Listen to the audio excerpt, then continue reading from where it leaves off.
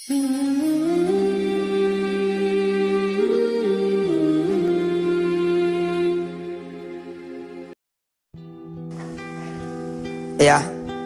ini jadi nggak mau ikut study tour.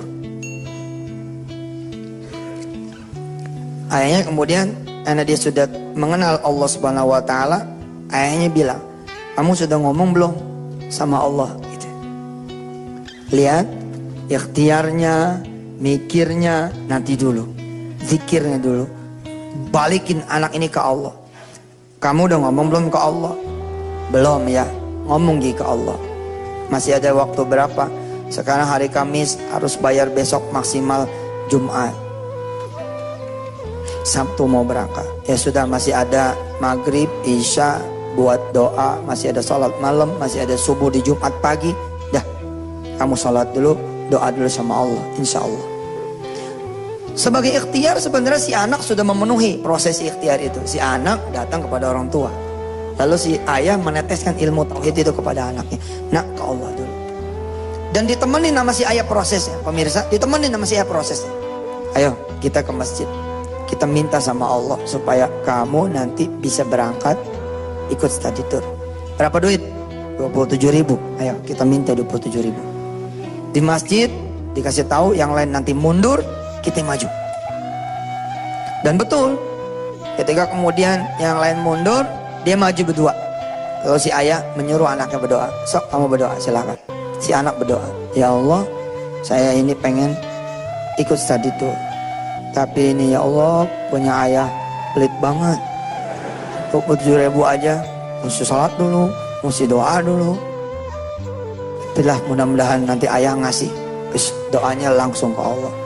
Allah itu hidup, nggak pernah mati. Kalau ayah belum masih mati gimana? Ya Allah, tolong bayarin saya. Doanya langsung aja. Bayarin kek, enggak kek, pokoknya pergi gitu. Ya udah kayak gitulah, amin. Dialog terjadi. Ini ilmu loh, belum jadi hikmah. Kenapa? Belum jadi pengalaman buat si anak. Mati-mati Allah menghadiahkan kesusahan buat negeri ini. Sebenarnya bukan hanya belajar, tapi untuk memetik hikmahnya apa?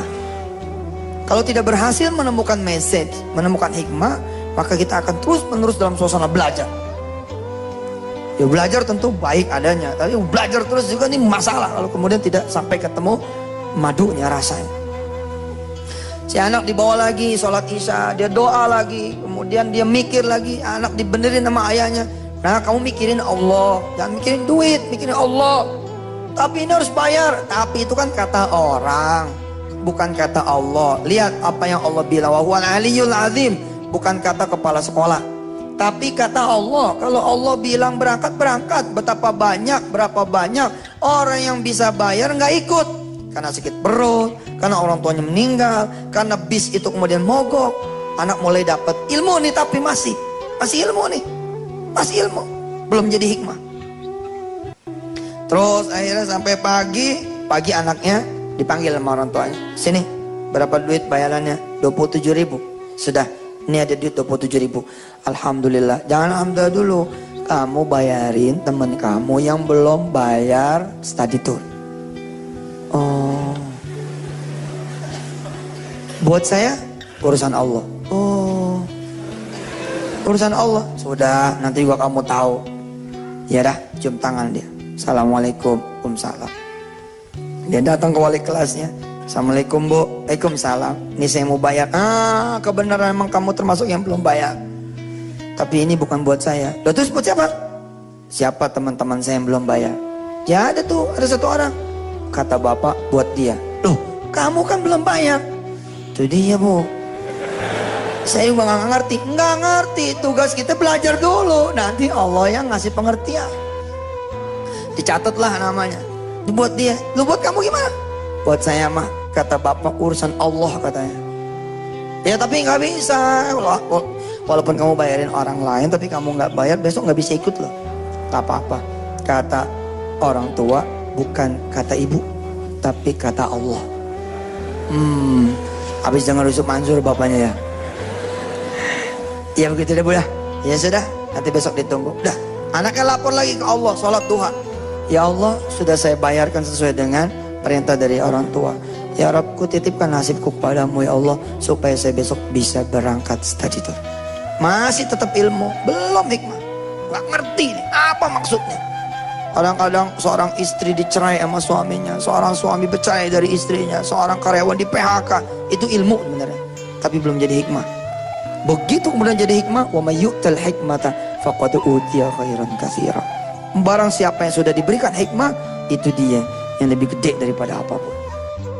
Si anak kemudian malam Sabtu tambah gelisah. Si bapak bilang, wa tawakkal 'alal hayyil ladzi la yamut. Beres, tenang. Nah, kamu insya Allah kalau takdirnya berangkat, pasti berangkat. Kalaupun tidak, maka itu takdirmu.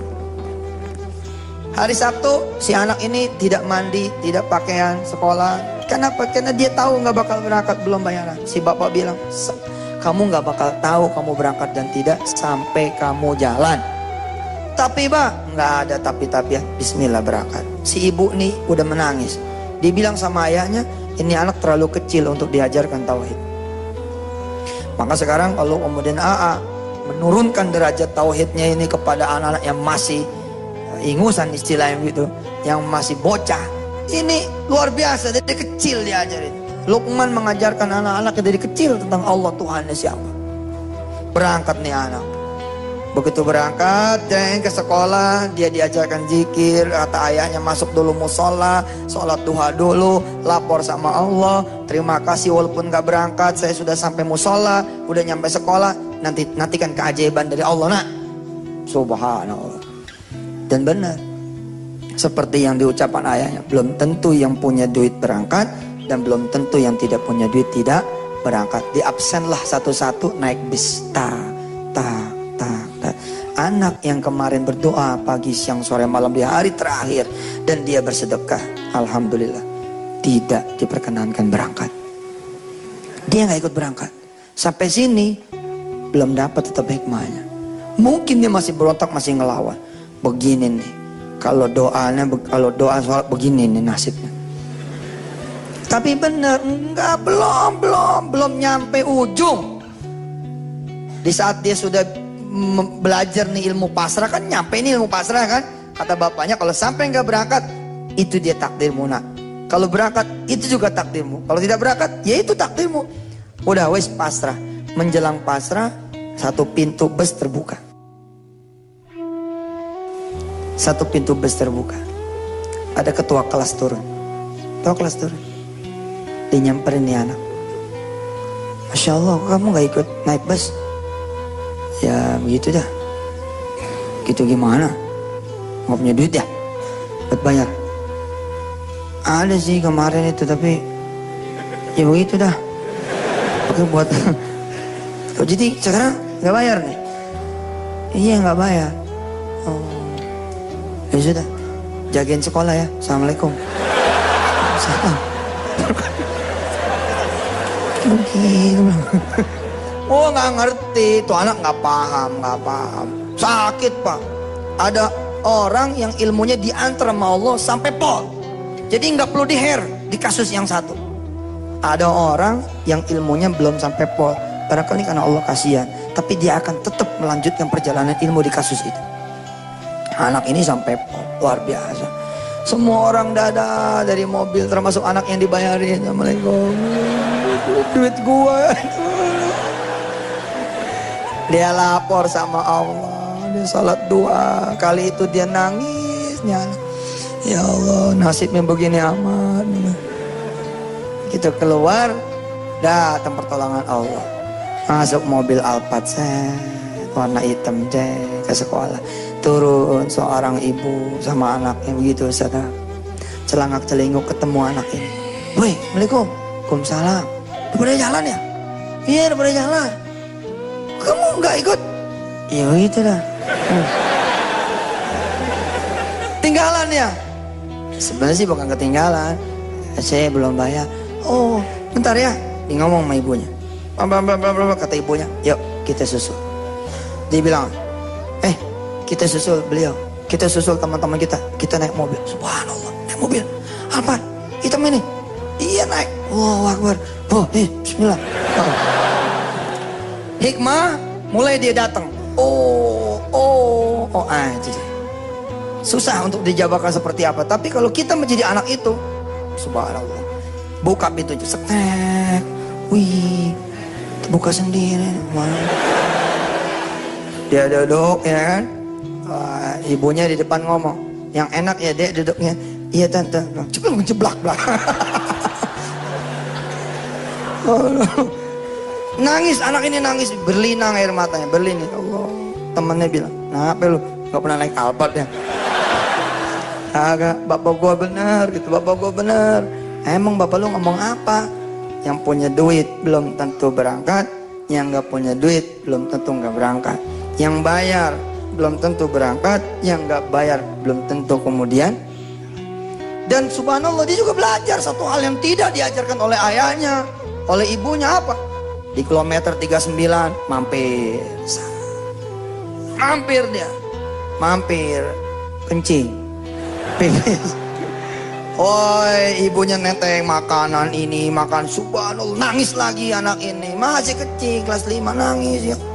Kenapa nangis? Karena lagi ngebayangin teman-teman yang 27.000 rotinya dibagi 4. Ibunya, bapaknya ngitung, kata bapaknya, kalau anak kita, anak kita ibu, pulang di jam 9, berarti dia gagal pergi, tapi mudah-mudahan dia ketemu Allah.